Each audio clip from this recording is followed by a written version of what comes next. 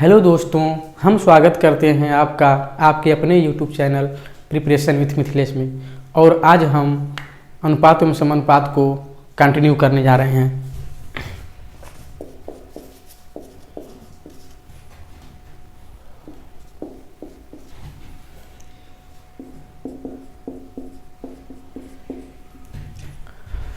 रुपया 8,640 की राशि को ए, बी, सी और डी में इस प्रकार बांटा जाता है कि ए के हिस्से का 5 गुना, बी के हिस्से का 4 गुना, सी के हिस्से का 8 गुना तथा डी के हिस्से का 10 गुना सभी आपस में बराबर है। दोस्तों, ए के हिस्से का 5 गुना यानी ए के हिस्से का 5 गुना यानी 5 है। बी के हिस्से का 4 गुना यानी 4b तथा सी के हिस्से का 8 गुना यानी 8c तथा डी के हिस्से का 10 गुना 10d। ए के हिस्से का 5 गुना, बी के हिस्से का 4 गुना, सी के हिस्से का 8 गुना तो डी के हिस्से का 10 गुना आपस में सब क्या है, बराबर है। तो दोस्तों, ए का मान, बी का मान, सी का मान, डी का मान कैसे निकलेगा? दोस्तों, हम लोगों ने पढ़ा था पहले क्लास में। यदि ऐसा दे कोई और उसके बाद उसका अनुपात निकालना हो तो हम लोग क्या करते हैं, यदि ए का निकालना है तो जो ए है इसको अपनी वाली पसंद नहीं आएगी। कौन पसंद आएगा? बी वाली, सी वाली, डी वाली। यानी ए का मान क्या हो जाएगा, 4 गुणा 8 गुणा 10 रेशियो। बी को भी अपनी वाली पसंद नहीं आएगी, अपनी वाली छोड़कर सब पसंद आएगी। यानी ए वाला 5 पसंद आएगा, ए वाला 8 पसंद आएगा और ए वाला 10 पसंद आएगा। फिर सी का मान, सी को भी अपनी वाली पसंद नहीं आएगी। कौन पसंद आएगा? ए का 5 पसंद आएगा, बी का 4 पसंद आएगा और डी का 10 पसंद आएगा। उसी प्रकार डी को अपनी वाली पसंद नहीं आएगी। कौन पसंद आएगा? ए का 5 पसंद आएगा, बी का 4 पसंद आएगा एवं सी का 8 पसंद आएगा। अब दोस्तों, इसको हम लोग हल कर देते हैं। 8 चौके 32, 32 दहा में 320, 5 8 40, 40 दहा में 400 रेशियो। 5 चौक 20 दहा में 200 रेशियो। 5 चौक 20 8 160। 1 0 1 0 1 0 1 0 कट गया। अब किसे कटेगा? 4 से काटते हैं। 4 8 32, 4 दहा में 40, 4 5 20, 4 चौके 16। यानी दोस्तों, जो पैसा 8,640 बांटा गया है वह 8 संबंधित 10 संबंधित 5 संबंधित 4 के अनुपात में बांटा गया है। यानी ए को मिला 8, बी को मिला 10, सी को मिला 5, डी को मिला 4। तो सभी को मिलाकर कितना मिला? 10 8 18, 18 5 23 4 27। दोस्तों, सभी को कितना मिला है? 27 रुपया। लेकिन क्वेश्चन में दिया है सभी को कितना मिला है? 86,400। तो क्या इसी 27 का मान 86,400 के बराबर नहीं होगा? बताइए। यहां हम लोगों ने देखा, यदि ए को 8 मिला, बी को 10 मिला, सी को 5 मिला, डी को 4 मिला, तो यहाँ पर तो सभी को मिला कितना मिल गया? 10 8 18 5 23 4 27। लेकिन क्वेश्चन में सभी को कितना मिला है? 8,640। क्या इसी 27 का मान 8,640 नहीं होगा? तो एक का मान 8,640 बटा के 27। हमसे पूछ क्या रहा है दोस्तों? सी का हिस्सा। सी का अनुपातिक मान कितना आया है? ए का है, बी का है, सी का। तो 5 का मान, कितना हो जाएगा? 8,640 बटा 27 गुणा 5। 9 9 81, 9 9 81 बचा 5, 9 6 का 54, 9 0 0, 9 3 के 27, 3 3 के 9, 3 दूनी 6, 3 0 0। कितना आ गया? 320 गुणा 5 कितना आ गया? 5 0 0, 5 दूनी 10, 5 3 15 16। यानी सी का हिस्सा दोस्तों कितना आ गया? 1600 रुपया। आप लोगों को ये क्वेश्चन समझ में आया होगा। अब लेते हैं हम नेक्स्ट क्वेश्चन।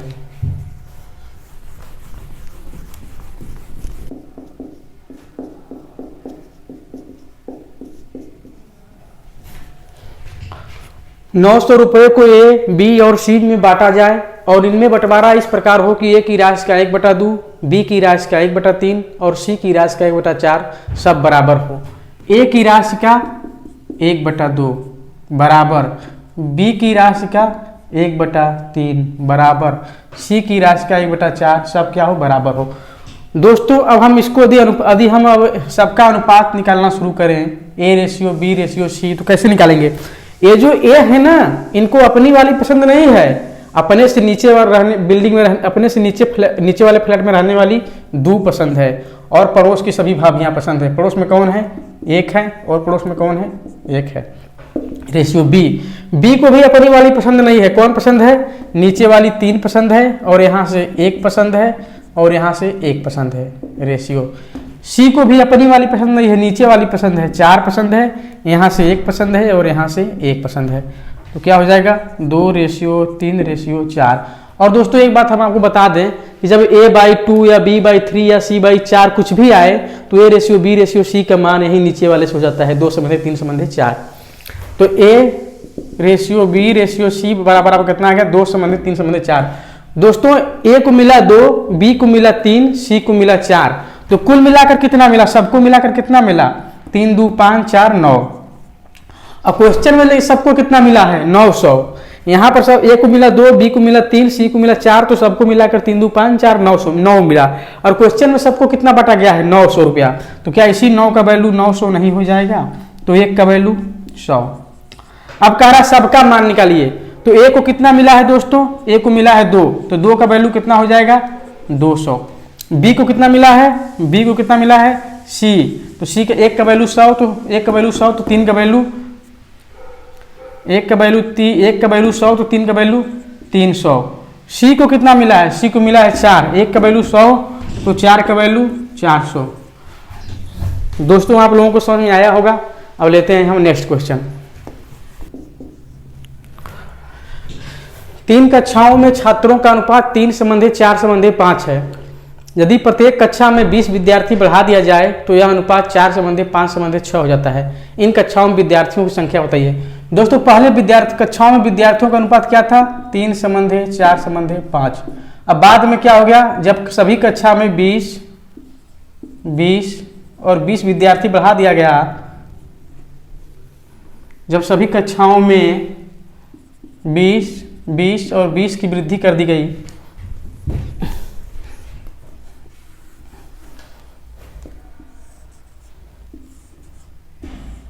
जब सभी कक्षाओं में दोस्तों 20 और 20 की वृद्धि कर दी गई तो यह अनुपात कितना हो गया? 4:5:6। दोस्तों ये सवाल बहुत ही सिंपल है, इसको लगाना बहुत ही आसान है। इसके लिए एक ट्रिक है। अच्छा बताओ, यदि पहले कक्षा में 3 विद्यार्थी थे, दूसरे कक्षा में 4 विद्यार्थी थे, तीसरे कक्षा में 5 विद्यार्थी थे, तो टोटल विद्यार्थी कितने हो गए?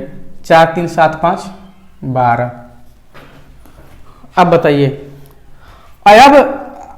अब 20 विद्यार्थी बढ़ा दिया गया तो पहले कक्षा में 4 विद्यार्थी, दूसरे में 5, तीसरे में 6 विद्यार्थी, तो टोटल कितना हो गया? 5 4 9 6 15। यानी यदि हम मान ले पहले कक्षा में 12 विद्यार्थी थे, अब कितने हो गए? 15। दोस्तों बढ़े कितने? 3। पहले कितने थे? 4 3 7 5 12। अब कितना हो गए हैं? 5 4 9 6 15। कितना बढ़ गए? 12 से 15 कितना बढ़ा? 3। लेकिन वास्तव में विद्यार्थी कितने बढ़े हैं? यदि प्रत्येक कक्षा में 20 बढ़े हैं तो कुल मिलाकर कितने बढ़े हैं? 60। तो क्या इसी 3 का वैल्यू 60 के बराबर नहीं होगा? तो क्या यदि 3 का वैल्यू 60 है तो क्या 1 का वैल्यू 20 नहीं होगा? अगर 1 का वैल्यू 20 है तो हम सभी कक्षाओं में विद्यार्थियों की संख्या निकाल सकते हैं। 1 का वैल्यू 20 है तो 3 का वैल्यू कितना हो जाएगा? 3 का वैल्यू 60 हो जाएगा। 4 का वैल्यू कितना हो जाएगा? 80 हो जाएगा। 5 का वैल्यू कितना हो जाएगा? 100 हो जाएगा। फिर से देखो, यदि 3 का मान 60 तो 1 का मान 20, तो 3 का मान कितना हो जाएगा दोस्तों? क्योंकि पहले कक्षा में 3 विद्यार्थी हैं तो 3 का मान 20 × 60। दूसरे कक्षा में 4 विद्यार्थी हैं, 1 का मान 20 तो 4 का मान 20 × 80। तीसरे कक्षा में 5 विद्यार्थी हैं, 1 का मान 20 तो 5 का मान 20 × 50 100। यानी पहले शुरुआती कंडीशन विद्यार्थियों की संख्या प्रत्येक कक्षा में, पहले कक्षा में 60, दूसरे में 80, तीसरे में कितना था? 100। दोस्तों आप लोगों को एक क्वेश्चन समझ में आया होगा, लेकिन हमसे, अरे दोस्तों क्वेश्चन गलत लगा दिए। हमें अलग अलग नहीं पूछा है, हमसे ये पूछ लिया है इन कक्षाओं में विद्यार्थियों की संख्या, इन सभी कक्षाओं में विद्यार्थियों की संख्या। दोस्तों 1 का मान कितना है? 20। तो इन सभी कक्षाओं में विद्यार्थियों की संख्या कितनी है? 12। ये नहीं पूछा बढ़ने के बाद, बढ़ने से पहले ही सभी कक्षाओं में विद्यार्थियों की संख्या 4 3 7 5 12 है। 1 का वैल्यू 20 तो 12 का मान 20 × 12, 12 0 0 12 2 24 240। इन कक्षाओं में विद्यार्थियों की संख्या 240। दोस्तों हमसे सेपरेट नहीं पूछा है, ये कहीं पूछा है। तो सभी विद्यार्थियों की संख्या कितना हो जाएगा 240। दोस्तों ये वाला ट्रिक हम तभी लगा पाएंगे जब इनके अनुपात में जो अंतर हो समान हो। यहाँ 3 से 4 1, 4 से 5 1, 4 से 5 1, 5 से 6 1। इस वाले ट्रिक का हम यूज तभी कर पाएंगे अपने क्वेश्चन में, अब सवाल को लगाते समय, जब इन सभी अनुपातों में अंतर समान हो। 3 से 4 में 1, 4 से 5 में 1, 4 से 5 में 1, 5 से 6 में 1, अंतर समान होगा तभी। दोस्तों आप लोगों को समझ में आया होगा। अब लेते हैं नेक्स्ट क्वेश्चन।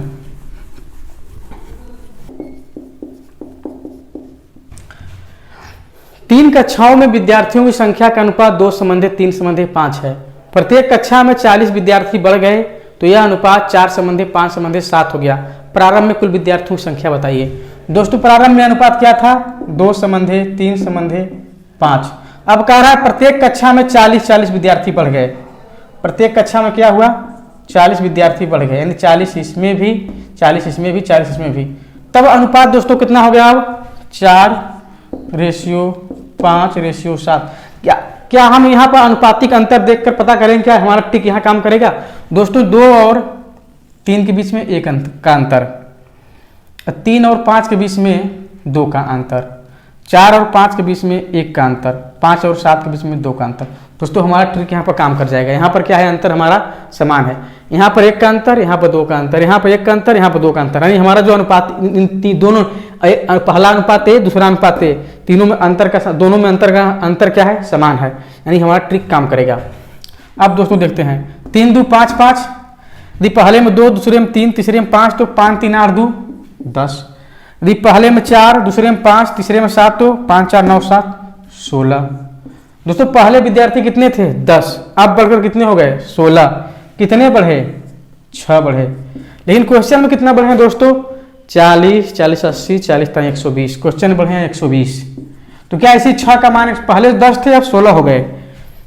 16 पहले 10 थे अब 16 हो गए, क्यों? क्योंकि प्रत्येक कक्षा में 40 विद्यार्थी बढ़ गए। 10 से 16 होने में 6, लेकिन हमारा बढ़ा कितना 40 40 80 40 120 है। तो 1 का मान कितना हो जाएगा 6 दूनी 12 6 16। हमसे दोस्तों क्या पूछ रहा है प्रारंभ में कुल विद्यार्थियों की संख्या। तो प्रारंभ में कुल विद्यार्थियों की संख्या कितनी थी 10, तो 10 का मान क्या हो जाएगा 20 × 10 बराबर 20 10 में 200। दोस्तों आप लोगों को क्वेश्चन समझ में आया होगा। अब लेते हैं हम नेक्स्ट क्वेश्चन।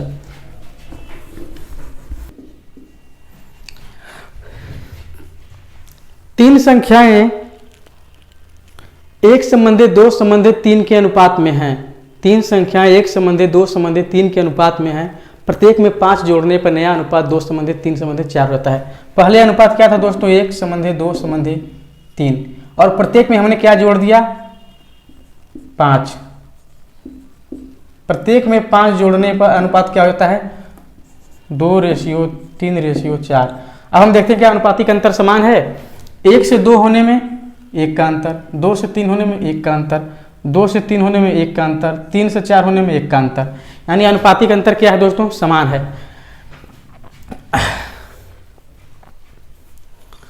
अब दोस्तों यहां पर देखते हैं यदि पहला 1 हो दूसरा 2 हो तीसरा 3 हो तो संख्या क्या हो जाएगा 3 2 5 1 6।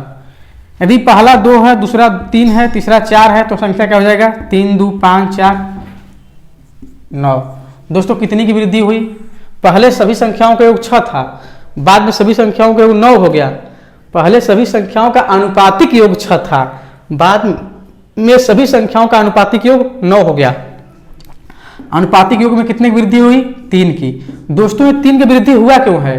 क्योंकि प्रत्येक संख्या होने 5 5 जोड़ा है, यानी कुल कितना जुड़ा है 15 जुड़ा है 15। तो क्या इसी 3 का वैल्यू 15 नहीं होगा? तो 1 का वैल्यू क्या हो जाएगा 5। हमसे क्या पूछ रहा है तीनों संख्याएं। पहली संख्या दोस्तों 1 है तो 1 का मान निकल ही गया 5। दूसरी संख्या क्या है 2 है तो 1 का मान 5 तो 2 का मान 10। पहली संख्या हमारा 5, दूसरी संख्या हमारा 10 और तीसरी संख्या 3 का मान 1 का मान 5 तो 3 का मान 15। तीसरी संख्या 15, 1 का मान 5 2 का मान 10 तो 3 का मान 15, यानी संख्या हमारी होगी 5 10 15। दोस्तों आप लोगों को समझ में आया होगा। अब लेते हैं नेक्स्ट क्वेश्चन।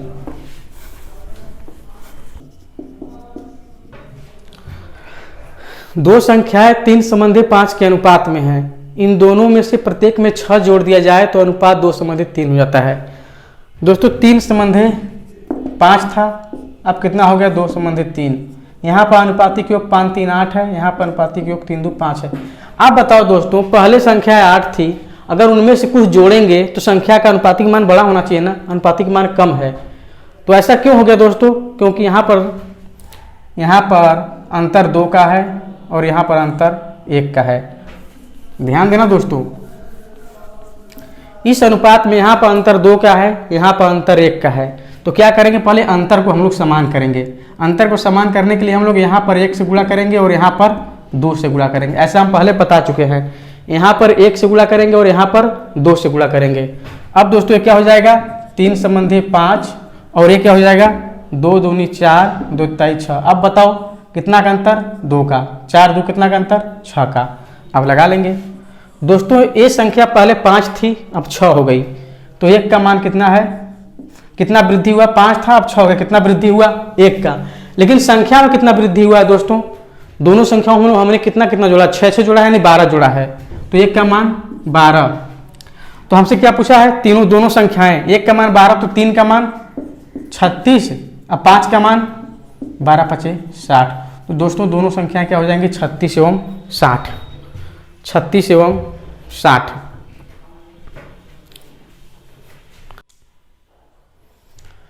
दो संख्याएं 3 संबंधी 5 के अनुपात में है, इन दोनों में से प्रत्येक में 6 जोड़ दिया जाए तो अनुपात 2 संबंधी 3 हो जाता है। वे संख्याएं क्या हैं दोस्तों? संख्याओं का अनुपात क्या है दोस्तों, हम उस विधि से नहीं लगाते हैं, इसको हम एक समान के लगाते हैं। मान लेते हैं पहली संख्या क्या हो जाएगा, पहली संख्या 3x,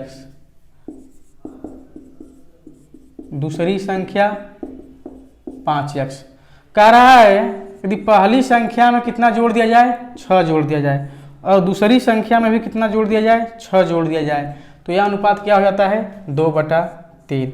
अब क्रॉस मल्टीप्लाई कर देंगे, 3 3 9x प्लस 3 6 18 बराबर 2 5 10x 2 6 12। दोस्तों 10x में से 9x घटेगा, 10x इधर आएगा माइनस 9x, 18 इधर आएगा 12, ये मान कितना बचा 6 और ये मान कितना हो गया x। तो x का मान दोस्तों कितना आ गया 6। हमारी पहली संख्या क्या है, पहली संख्या क्या है 3x, तो 3 गुणा 6 कितना हो जाएगा 18। दूसरी संख्या कितना है 5x, 5 गुणा 6 बराबर 30। दोस्तों ये तो हो गया पहला मेथड हमारा। हम दूसरे मेथड से सवाल को लगाते हैं। ये तो क्या हमारा पहला मेथड, हमारा आंसर आ गया। अब दूसरे मेथड से इस सवाल को लगाते हैं। दोस्तों दोनों संख्याओं में अनुपात क्या है 3:5। अब अनुपात क्या हो गया है 2:3। दोस्तों यहाँ पर हम रेशियो वाला मेथड तभी लगा पाएंगे जब दोनों का अंतर समान हो। यहाँ पर अंतर कितना है 2 का, यहाँ पर अंतर कितना है 1 का। तो हम क्या करेंगे, अंतर को पहले क्या करेंगे समान करेंगे। इसमें किससे गुणा करेंगे, इसमें 1 से गुणा करेंगे। यहाँ पर किससे गुणा करेंगे 2 से गुणा करेंगे। ऊपर वाले का गुणा नीचे करते हैं, नीचे वाले से गुणा ऊपर वाले में करते हैं। तो हमारा अनुपात हो जाएगा 1:3 रेशियो 1:5। ए हो जाएगा आपका 2 दूनी 4 2 तिहाई 6। दोस्तों अब देखिए अंतर हमारा कितना आ गया 3 2 5 4 2 6, अंतर समान है। अब दोस्तों ये बताओ यदि हम दूसरी संख्या को लें तो दूसरी संख्या 5 से कितना हो गई है 6 हो गई है। दूसरी संख्या कितनी हो गई है 5 से 6 हो गई है। कितना बढ़ा है 1। लेकिन वास्तव में इस संख्या 5 से 6 क्यों हुई है, क्योंकि इस संख्या में हम दूसरी संख्या या पहली संख्या दूसरी संख्या हमने कितना जोड़ा 6 जोड़ा है। दोस्तों हम लोगों ने पिछले बार यहाँ पर 12 ले लिया था, यही गलती कर दिया था। 12 तब लेते हैं जब दोनों संख्याओं में वृद्धि, यहाँ पर वृद्धि होता है। ये एक तो वृद्धि केवल 5 से 6 में हो रहा है, दूसरी संख्या 5 से 6 हो रही तब 1 की वृद्धि हो रही है। तो 1 का मान कितना हो जाएगा 6 हो जाएगा। हमसे क्या पूछ रहा है, संख्या पूछ रहा है। पहली संख्या 3 का मान 18, दूसरी संख्या 5 तो 5 का मान 30। दोस्तों पहली संख्या 18, दूसरी संख्या 30। आप लोगों को ये क्वेश्चन समझ में आया होगा। अब लेते हैं नेक्स्ट क्वेश्चन।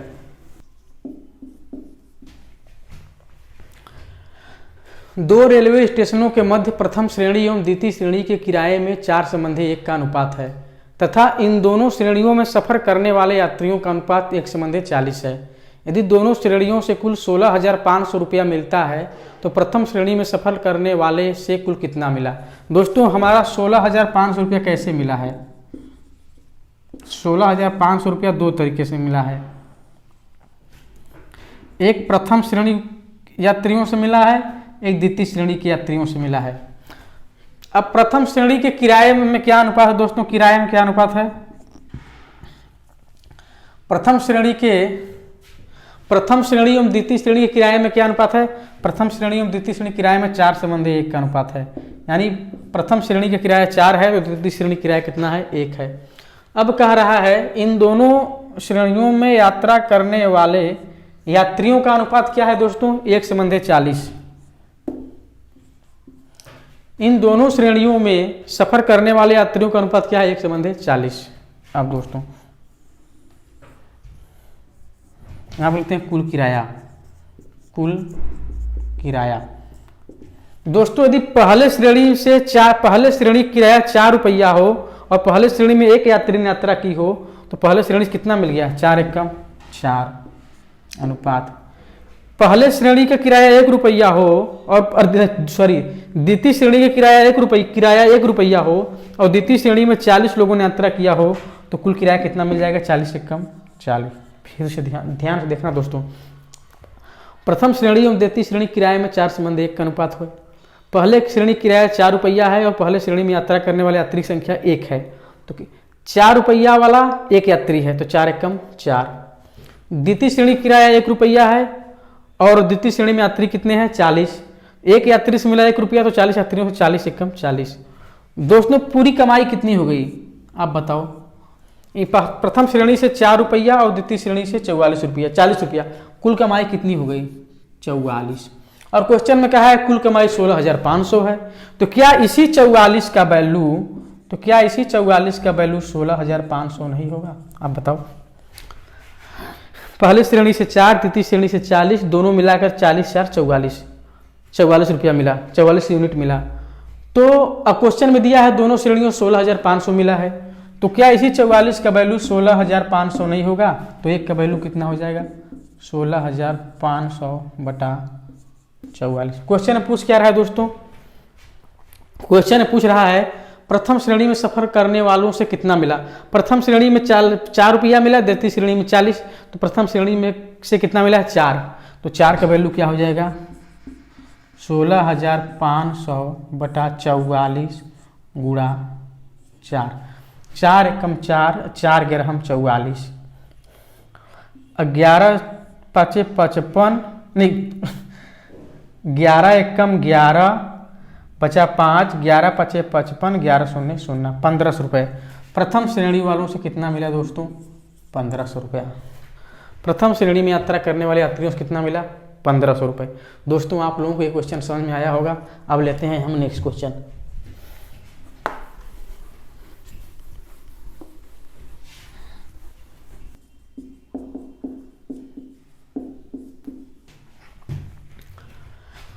दो रेलवे स्टेशनों के मध्य प्रथम श्रेणी एवं द्वितीय श्रेणी के किराए में 5:3 का अनुपात है तथा इन दोनों श्रेणियों में सफर करने वाले यात्रियों की संख्या का अनुपात 1:10 है।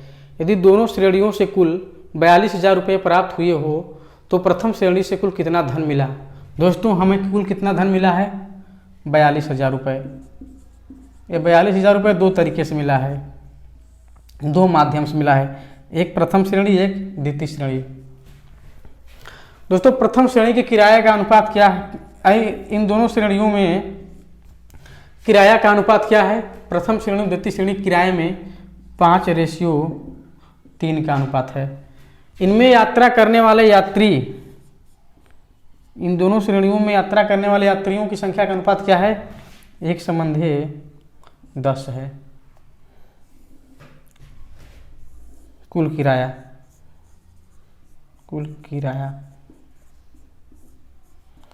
प्रथम श्रेणी का किराया 5 रुपया है। प्रथम श्रेणी में कितने व्यक्ति ने यात्रा की?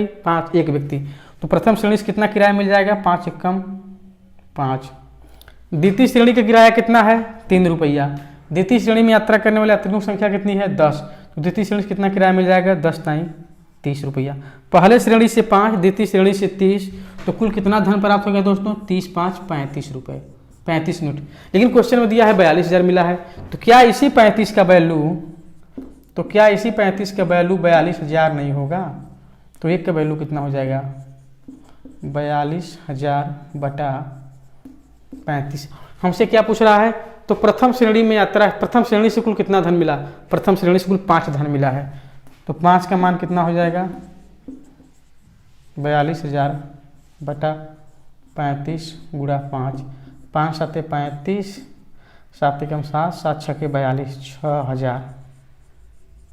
तो प्रथम श्रेणी से दोस्तों कितना मिला, 6,000 रुपया। प्रथम श्रेणी से कितना मिला, 6,000 रुपया। फिर से देख लेते हैं दोस्तों, कुल धन मिला है 42,000। प्रथम श्रेणी एवं द्वितीय श्रेणी के किराए में अनुपात क्या है, 5:3। प्रथम श्रेणी एवं द्वितीय श्रेणी में यात्रा करने वाले यात्रियों की संख्या का अनुपात क्या है, 1:10। पहले श्रेणी किराया 5, पहले श्रेणी में यात्री 1, तो 5 एकम 5 रुपया मिला पहले श्रेणी से। द्वितीय श्रेणी किराया 3, द्वितीय श्रेणी में यात्री 10, तो द्वितीय श्रेणी से कितना मिला, 10 × 30 रुपया। पहले से 5, दूसरे से 30, कुल कितना मिला, 30 × 5 = 35, लेकिन कुल मिला है 42,000 रुपये। तो क्या ऐसी 35 का वैल्यू 42,000 नहीं होगा, तो 1 का वैल्यू 42,000 बटा 35, तो 5 का वैल्यू 42,000 बटा 35 गुणा 5। हम लोगों ने इसको सॉल्व किया, आया आंसर हमारा 6,000। दोस्तों प्रथम श्रेणी से कुल 6,000 धन मिला, 6,000 रुपया मिला। अब लेते हैं नेक्स्ट क्वेश्चन, आप लोगों को समझ में आया होगा।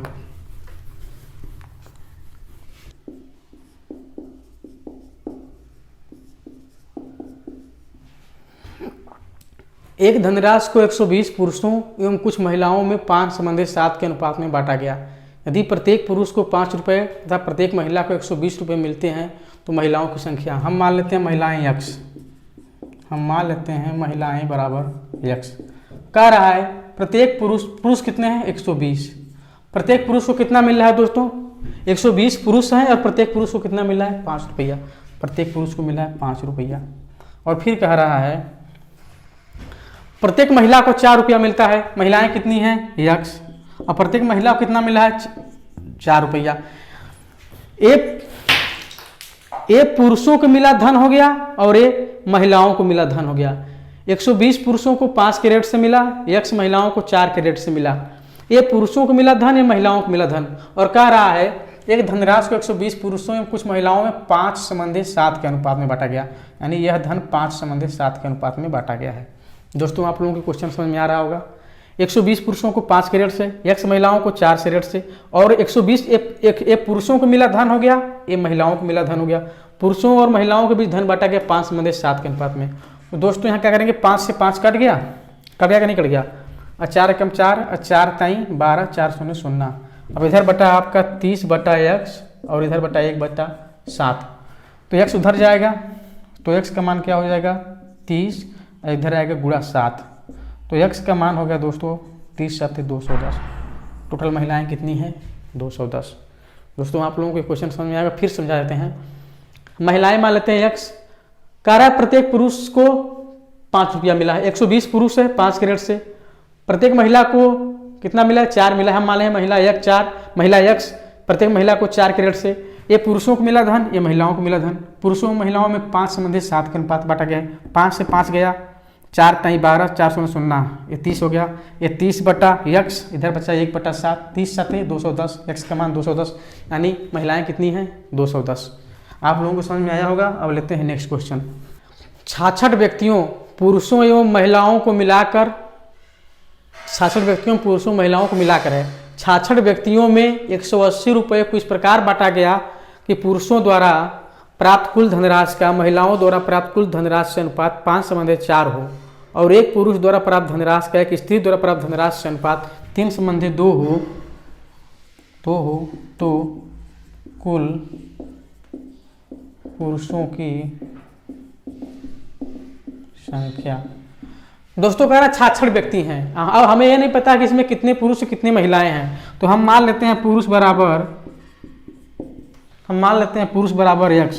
यदि पुरुष x हैं तो महिला कितनी हो जाएंगी, 66 - x। पुरुष और महिला मिलाकर 66 हैं, हम मान लेते हैं पुरुष x, तो महिला कितनी हो जाएंगे, 66 - x। अब कह रहा है कि प्रत्येक पुरुष को कितना मिल रहा है, यहां दिया क्वेश्चन में, एक पुरुष द्वारा प्राप्त धनराशि का, यानी पुरुष द्वारा प्राप्त धनराशि का महिला द्वारा प्राप्त धनराशि से अनुपात क्या है, 3:2 है। ध्यान से देखना दोस्तों, एक पुरुष द्वारा प्राप्त धनराशि का एक महिला द्वारा प्राप्त धनराशि से अनुपात कितना है, 3:2, यानी प्रत्येक पुरुष को कितना मिल रहा है, 3 मिल रहा है। प्रत्येक महिला को कितना मिल रहा है, 66 - x, प्रत्येक महिला को कितना मिल रहा है 2। प्रत्येक पुरुष में प्रत्येक महिला को कितना मिला है नीचे दिया है। और एक पुरुष द्वारा प्राप्त धनराशि का एक स्त्री द्वारा प्राप्त धनराशि से अनुपात 3 संबंधित 2 है। यानी एक पुरुष को 3 मिल रहा है तो एक महिला को 2 मिल रहा है। पुरुष है x, यदि एक पुरुष को 3 मिल रहा है तो x पुरुषों को x गुणा 3। एक महिला को 2 मिल रहा है तो 66 माइनस x महिलाओं को 66 माइनस x गुणा 2। और कह रहा है पुरुषों और महिलाओं में यह पूरा धन किस अनुपात में बांटा गया है? पुरुषों और महिलाओं में यह धन 5 संबंधित 4 के अनुपात में बांटा गया है। दोस्तों पुरुषों और महिलाओं में यह धन इस प्रकार बांटा गया है कि पुरुषों द्वारा प्राप्त कुल धन, पुरुषों द्वारा प्राप्त कुल धन एवं महिलाओं द्वारा प्राप्त कुल धन का अनुपात 5 संबंधित 4 है। दोस्तों यहाँ पर एक पुरुष और एक महिला के द्वारा प्राप्त धनराशि का अनुपात है, और जो 5 संबंधित 4 है सभी पुरुषों एवं सभी महिलाओं के द्वारा प्राप्त धनराशि का अनुपात है। अब दोस्तों इसको हल करते हैं। ये क्या हो जाएगा? 2 एकम 2, 2 दूनी 4। ये हो जाएगा आपका 2 ताई 6x। बताओ ये 2 है 3 है, 2 ताई 6x। अब इधर जाएगा 66 में गुणा करेंगे, 5 6 के 30 और 5 6 के 30 3 33। अब 5 गुणा x में करेंगे, ये माइनस में प्लस में है तो माइनस 5x। ध्यान देना दोस्तों, यह है 2 ताई 6x। अब इधर इसका गुणा इधर करेंगे, 66 के गुणा 5 में करेंगे तो 5 6 के 30 और 5 6 के 30 3 33 333। फिर 5 के गुणा x में करेंगे, ये प्लस में है माइनस में है तो माइनस 5 हो जाएगा। ये माइनस 5 इधर आएगा तो क्या हो जाएगा? 6 5 11x बराबर 330। तो x का मान 11 ताई 33, 11 शून्य 0। दोस्तों कुल पुरुष कितने हो गए? 30। दोस्तों फिर समझ लेते हैं, पुरुष x हैं तो महिलाएं 66 माइनस x। प्रत्येक पुरुष को 3 मिल रहा है, प्रत्येक महिला को 2 मिल रहा है। यदि पुरुष x हैं तो एक पुरुष को 3 मिल रहा है तो सभी पुरुषों को x गुणा 3। प्रत्येक पुरुष को 2 मिल रहा है, यदि प्रत्येक महिला को 2 मिल रहा है, प्रत्येक सभी महिलाएं 66 माइनस x तो सभी को मिलेगा 66 माइनस x गुणा 2। अब सभी पुरुषों के द्वारा और सभी महिलाओं के द्वारा प्राप्त धनराशि का अनुपात 5/4 है। इसको हल करेंगे, हमारा आंसर आ जाए कितना? 30। तो दोस्तों आप लोगों को ये क्वेश्चन समझ में आया होगा। तो दोस्तों आज के लिए बस इतना ही। तब तक के लिए आप सभी को जय हिंद।